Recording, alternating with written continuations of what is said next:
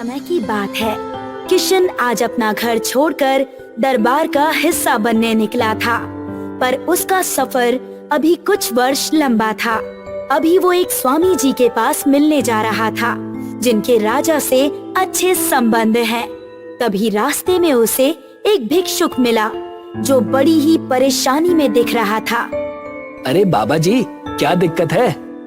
बेटा, पता नहीं, बस अचानक मुझे चक्कर आने लगे और खाना और पानी नहीं मिलने की वजह से परेशानी और बढ़ गई है। तुम कुछ मदद कर दो बेटा, कुछ धन हो तो दे दो। बाबा, पैसे तो नहीं है, पर आपकी समस्या का हल मैं जरूर कर दूंगा। वो कैसे बेटा? देखते जाइए, यही इंतजार कीजिएगा, मैं बस कुछ ही देर में आया। ठीक है बेटा, मैं यही इंतजार करूंगा। किशन पास के ही एक जंगल में गया। कुछ देर बीत गए और किशन जंगल से बाहर आया, जड़ी बूटियां लेकर। ये क्या है बेटा? ये औषधि है बाबा, मैंने कई वर्षों तक विद्या ली है और वहीं से ये सीखी है। इसके सेवन के बाद अब आपको चक्कर नहीं आएंगे।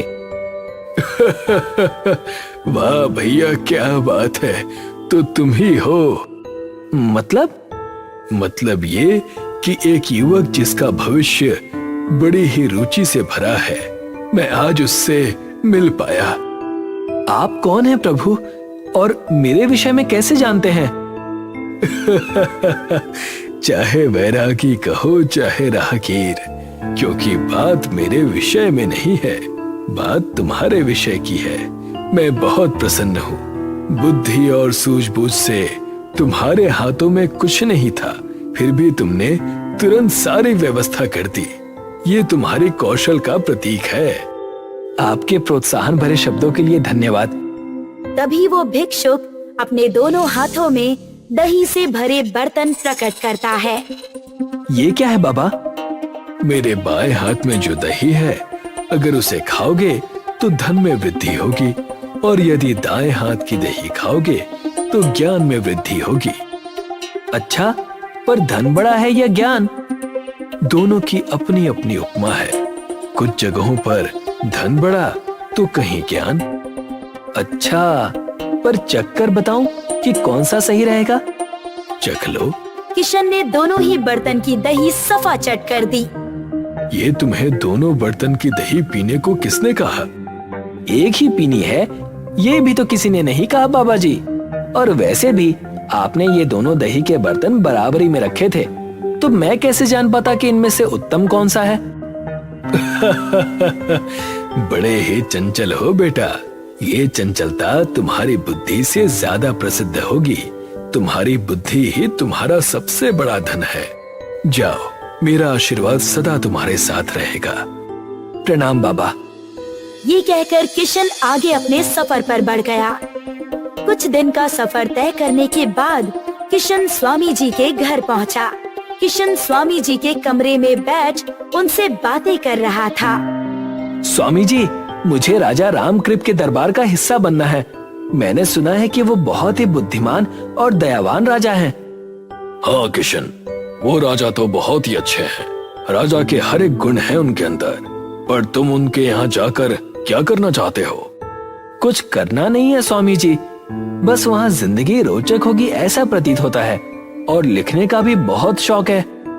किशन ने झोली से एक किताब निकालकर स्वामी जी को दे दी। कुछ देर पढ़ने के बाद स्वामी जी ने कहा, किशन, ये किताब सच में तुमने लिखी है? जी बिल्कुल। ये किताब तो बहुत ही उत्तम दर्जे की है। तुम बहुत ही बुद्धिमान हो, यदि सच में तुमने ही ये किताब लिखी है। ये तो सब ईश्वर की कृपा है स्वामी जी। आप ये बताइए कि मैं राजा रामकृप से कब मिल सकता हूँ?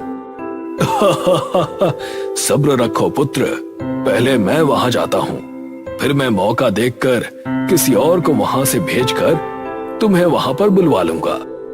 जैसा आप कहें स्वामी जी, तब तक मैं आपके मकान में कुछ दिन काम में हाथ बटा दूंगा। अच्छा, अब मैं यहाँ से निकलता हूँ। किशन स्वामी जी को बहुत ही ज्यादा मानता था, पर उसे नहीं पता था कि स्वामी जी खुद उसकी किताब का हिस्सा बनने जा रहे हैं। कई दिन बीत गए, पर स्वामी जी की तरफ से कोई प्रतिक्रिया नहीं आई। किशन ने सोचा कि अब उसे चलना चाहिए और किशन राजा रामकृप से मिलने निकल पड़ा। स्वामी जी काम में बहुत ही व्यस्त हो गए होंगे, इसीलिए मुझ तक किसी को भेज नहीं पाए। वहाँ भेंट होने पर उनसे पूछ लूंगा। किशन राज्य महल के द्वार पर पहुँचा और एक राज्यपाल ने उससे पूछताछ करने के लिए उसे रोका। क्यों भैया, किस काम से आए हो? किसी काम से तो नहीं, बस अपनी कुछ किताबें दिखाने आया हूँ और अपने राजा से मिलने के लिए कारण की तो जरूरत नहीं है ना। बहुत ही बुद्धिमान लगते हो। तुम्हारी किताबें भी अच्छी ही होंगी। तुम्हें अंदर भेजा जाएगा, पर एक शर्त पर। और वो क्या है? जो भी बख्शीश मिलेगी वो तुम्हें मुझे आधी देनी होगी। किशन ने कुछ सोचा और कहा, ठीक है भैया, आधी बख्शीश तुम्हारी। अब तो मैं अंदर जाऊँ ना? बहुत समझदार हो, जाओ जाओ। आखिरकार महीने भर बाद किशन अंदर सभा में राजा रामकृप के सम्मुख पहुंचा। क्या बात है, यहाँ किस कारण से आए हो? अपनी समस्या बताओ। हे राजन, मुझे कोई समस्या नहीं है। मैं तो बस अपने राजा से मिलने आया था और अपनी आंखों से उनके दर्शन करना चाहता था। सब यहाँ समस्या लेकर आते हैं, पर तुम यहाँ बस मुझे देखने आए हो? हाँ, सोचा कि आपसे कुछ बातचीत कर लूं। कहो, क्या कहने आए हो? किशन ने राजा रामकृप से कुछ देर तक बातें की और किताबों के बारे में बताया और साथ ही साथ अपने कुछ किस्सों के बारे में भी।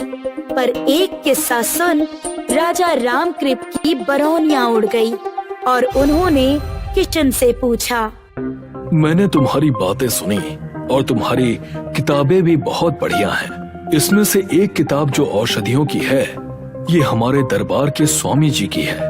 तुम यहाँ पाखंड करने आए हो? ये आप क्या कह रहे हैं राजन? ये किताब मैंने लिखी है और स्वामी जी को ये किताब मैंने ही दी थी कि आपको वो इस किताब के बारे में बताएं। पर लगता है यहाँ कुछ और ही षड्यंत्र चल रहा है। तो तुम्हारा मतलब ये किताब तुम्हारी है और स्वामी जी पाखंडी हैं? हाँ राजन, आप उन्हें बुलाइए, मैं अभी साबित कर दूंगा। मेरे पास एक युक्ति है जिससे दूध का दूध और पानी का पानी हो जाएगा। किशन राजा रामकृप को सारी युक्ति बताता है। राजा रामकृप सुनकर बहुत ही प्रसन्न होते हैं और किशन की बात मानकर स्वामी जी को बुलाते हैं। स्वामी जी को बुलाया जाए। कुछ ही देर में स्वामी जी सभा में आ जाते हैं और किशन को देखकर चौंक जाते हैं। प्रणाम महाराज। क्या तुम किशन को जानते हो? और जो किताब तुमने दिखाई, क्या वो किशन की थी? नहीं महाराज, ये मेरी किताब है। इस लड़के ने 1 महीने पहले ये किताब मुझसे चुराई थी।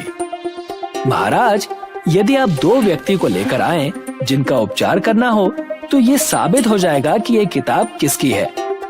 जी महाराज, मैं भी तैयार हूँ। 2 व्यक्तियों को बुलाया जाता है। दोनों अपनी अपनी बीमारियां बताते हैं और स्वामी जी उपचार करना शुरू करते हैं, पर किशन वहीं खड़ा रह जाता है। ये तो कोई उपचार ही नहीं कर रहा। मैं पहले से ही जानता था कि ये किताब इसकी नहीं है। इतनी कम आयु में कौन ऐसी किताब लिख सकता है? जैसे ही स्वामी जी का उपचार करना पूरा हुआ, राजा रामकृप ने कहा, स्वामी जी को बंदी बना लिया जाए। ये आप क्या कर रहे हैं? ये आप क्या कर रहे हैं? स्वामी जी, आपने किताब तो पढ़ी, पर आप ये नहीं सीख पाए कि जो व्यक्ति पहले से ही ठीक हो, उसे उपचार की जरूरत नहीं पड़ती। असल में किशन ही ऐसे 2 व्यक्ति को लेकर आया था। यदि स्वामी जी पाखंडी हुए तो वो फंस जाएंगे और यदि उन्होंने ये बात समझ ली तो किशन हार मान लेगा। नहीं, दया कीजिए महाराज, दया कीजिए। ले जाओ इसे।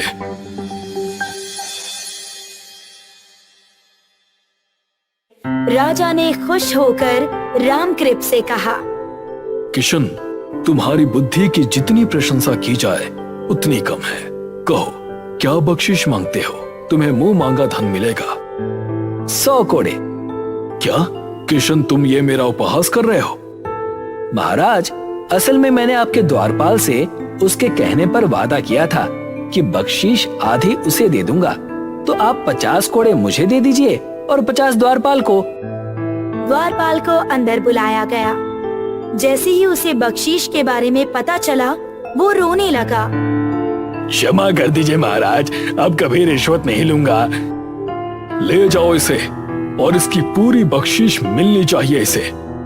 द्वारपाल के जाते ही राजा रामकृप खुश होकर कहते हैं, तुमने अपनी बुद्धि का प्रदर्शन बहुत ही अच्छी तरह से किया है किशन। जिस तरह भ्रष्ट लोगों से एक राज्य खत्म हो जाता है, उसी तरह अगर तुम्हें हाथों से जाने दिया तो ये इस राज्य की हानि होगी।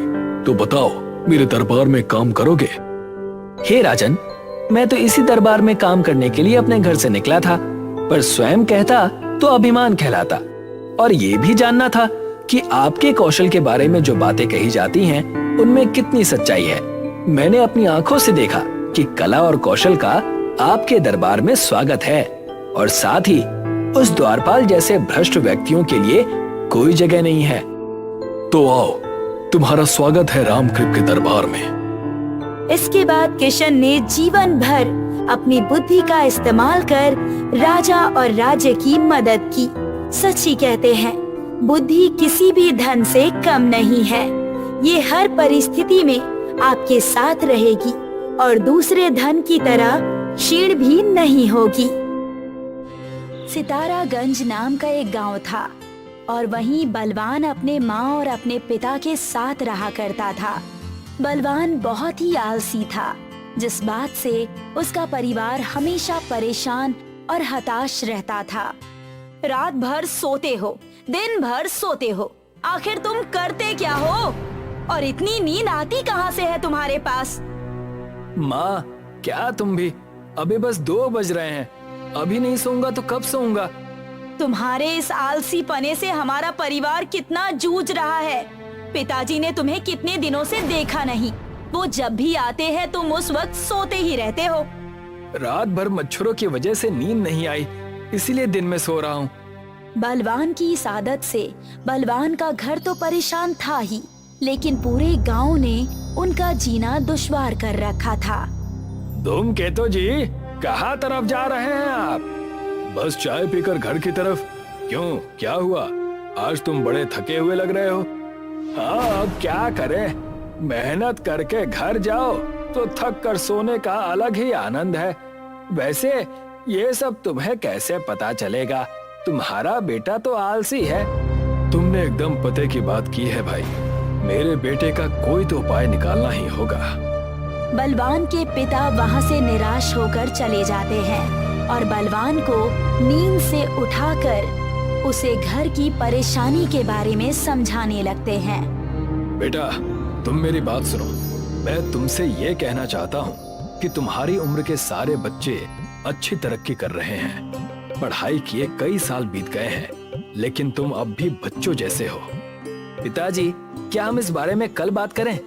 मैंने रात भर जागकर शूरवीरों की तरह जंग जीती है। तुमने कैसी जंग जीती? ये क्या कह रहे हो?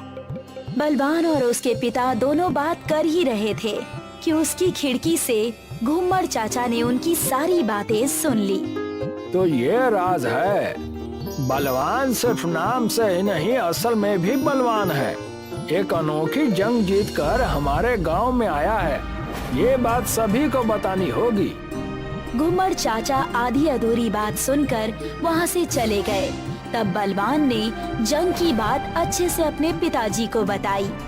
जंग यानी मैंने पूरी रात मच्छर मारे हैं, मैं उसकी बात कर रहा हूँ। आप समझ क्यों नहीं रहे? तुम्हारी इन बहकी बहकी बातों से मैं परेशान हो गया हूँ। ये भी कोई जंग की बात है? मैं तुमसे भविष्य की चिंता के बारे में बात कर रहा हूँ। सब अच्छा ही होगा पिताजी। बचपन में उस ज्योतिष ने नहीं कहा था कि मैं बड़ा कामयाब राजा बनूंगा? इतना कहकर बलवान सो गया। इस लड़के का कुछ नहीं हो सकता। आप चलिए, खाना खा लीजिए। आधी अधूरी बात को सुनकर घूमर चाचा बलवान के शूरवीर होने की बात पूरे गांव में फैला देते हैं। मुझे तो पहले से ही पता था कि लड़का गुणी है। मैं अच्छे से ये बात जानती थी। ये बात तो हमें हमारे गांव के राजा को बतानी चाहिए। घुम्मर चाचा और सभी गांव वाले मिलकर बलवान के शूरवीर होने की कहानी उस गांव के महाराज के पास सुनाने चले गए। हम आपसे हमारे गांव के शूरवीर 100 लोगों को एक बार में परास्त करने वाले महापराक्रमी योद्धा बलवान के बारे में बताने आए हैं। हमारे राज्य में इतना बड़ा योद्धा कौन है जिसके बारे में हमें नहीं पता? राजा और प्रजा बात कर ही रहे थे कि तभी उनके मंत्री ने और बढ़ा चढ़ा कर कहा, हाँ महाराज, मैंने भी उस शूरवीर के कई किस्से सुने हैं। उस शूरवीर के क्या कहने, बलवान जैसा योद्धा आज तक पैदा नहीं हुआ। राजा ने प्रजा और मंत्री की बात सुनकर फैसला लिया कि बलवान से उनकी भेंट करवाई जाए। राजा के 2 सिपाही बलवान के घर चले गए। यहाँ कोई बलवान है? उन्हें राजा ने अपने दरबार में बुलाया है। कौन है जो सुबह सुबह घर आ गया है? एक शूरवीर की नींद कितनी जरूरी है। हमें माफ करना, लेकिन आपको महाराज के पास चलना होगा। चलो। सिपाही बलवान को लेकर राजा के पास चले जाते हैं।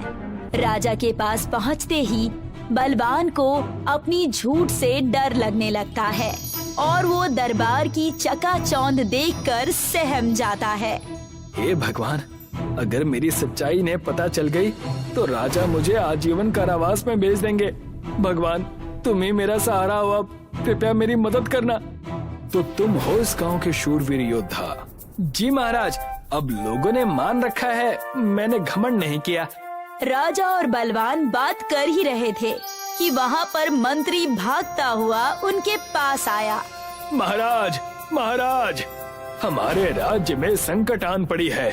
लोगों के गहने और पैसे सब चोर चुरा कर ले जा रहा है। यहाँ तक कि हमारे सिपाहियों के सारे कपड़े और अस्त्र उन्होंने चुरा लिए हैं। ये तो बड़ी समस्या की बात है। इसका तो कोई उपाय करना ही होगा। अरे हाँ, हमारे पास हमारे गांव का शूरवीर तो है ना, ये कार्य उन्हें सौंपा जाए। उनका तपोबल और महाबल यहाँ काम आएगा। महाराज के आदेश अनुसार बलवान को जंगल में छोड़ दिया जाता है और साथ ही साथ बलवान को कुछ खाने की चीजें और कुछ कपड़े दे दिए जाते हैं। हे भगवान, इतनी रात गए जंगल में मुझे अकेले छोड़ दिया। पता नहीं यहाँ क्या करूँगा, कैसे पकड़ूंगा उन चोरों को।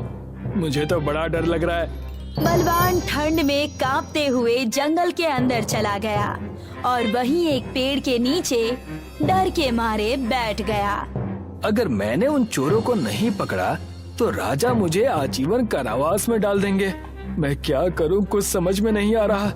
मेरे पास बेहोशी की दवा भी रखी है, मैं इसे सुबह उठते ही खाने में मिलाकर खा लूंगा।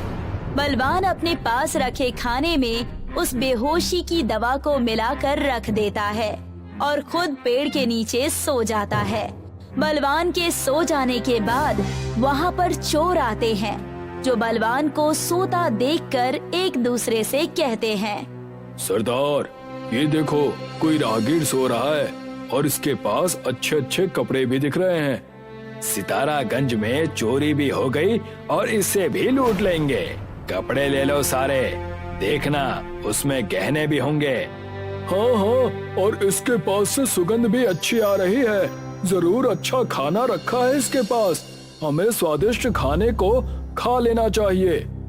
उन डाकुओं में से एक डाकू ने बलवान के पास रखा हुआ खाना उठा लिया और सबसे कहा, देर किस बात की, इस खाने को खाकर यहाँ से चले जाएंगे। खाना तो स्वादिष्ट राजघराने का लग रहा है। हाँ, तुमने सही कहा, हम ऐसा ही करेंगे। और जैसे ही उन डाकुओं ने खाना खाया तो वो सारे डाकू वहीं बेहोश हो गए। और जैसे ही सुबह हुई वहाँ राजा के 2 सिपाही आ गए और उन्होंने देखा कि शूरवीर बलवान सो रहे हैं और उन्होंने सारे डाकुओं को बेहोश कर रखा है। देखा हमारे शूरवीर को, डाकुओं को यूं बेहोश कर दिया। वाह, क्या बात है। हाँ हाँ, अब हम हर जगह जाकर इनकी वाहवाही करेंगे। सिपाही की बात सुनकर बलवान नींद से जाग उठा और उन डाकुओं को बेहोश पाकर चकित रह गया। ये सब क्या हो रहा है? ये डाकू बेहोश कैसे हो गए?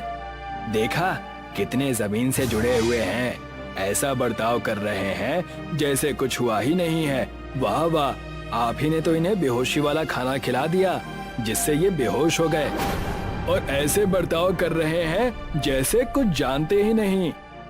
दोनों सिपाही बलवान को लेकर राजा के पास चले गए। साथ ही उन्होंने राजा के सामने बलवान की शूरवीरता की बड़ी तारीफें की।